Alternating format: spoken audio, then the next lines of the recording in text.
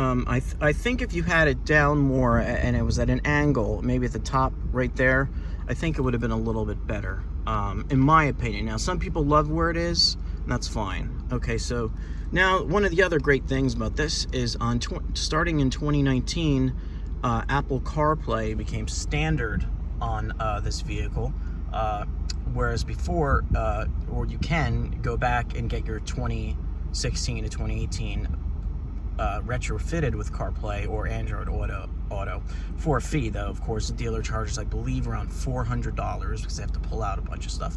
Although, the one thing I don't like, there's no CD player. I know I'm dating myself with that. However, I have hundreds and hundreds, maybe 1,000 plus CDs, and I don't feel like I'm going to ever actually convert them to an MP3 player.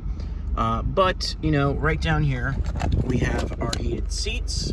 You see that? It's graded in 3 steps, kind of just like the NC, which I used to have.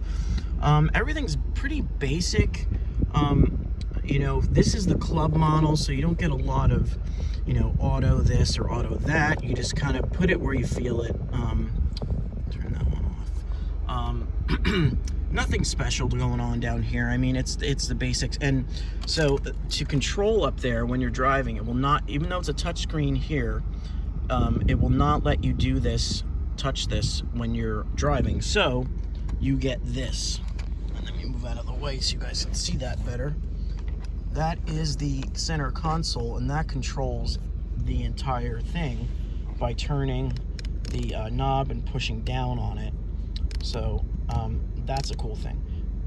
Now, of course, in my opinion, the greatest aspect of having Apple CarPlay is not messaging, it's this, Waze. You have Waze on your car. Now, funny enough that all the models of this car come with this button with the nav that says nav. Now, when you hit nav on this is well, when the phone's not plugged in, when you hit nav, this is what you get.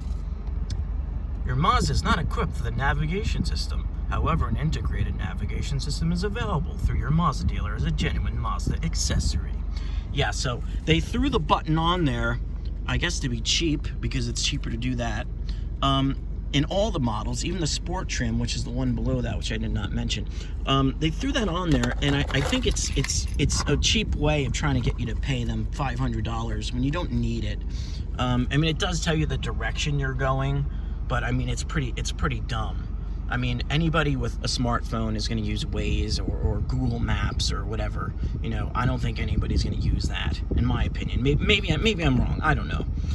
Anyway, it's just kind of funny to have a button there that doesn't, you know, that tells you got to pay $500 to use the button. To me, I don't know. Maybe I'm weird. So it's a pretty basic infotainment layout. You know, you have your you could go through a lot of stuff. It's got actually more stuff than you would think. You know, you could change the oil changes. See, I just had an oil change, so I'm scheduled in 4,800 miles. Yes, I use synthetic, so it's all good. And it requires synthetic. So fuel economy monitor. Let's see what we got here. So as you can see,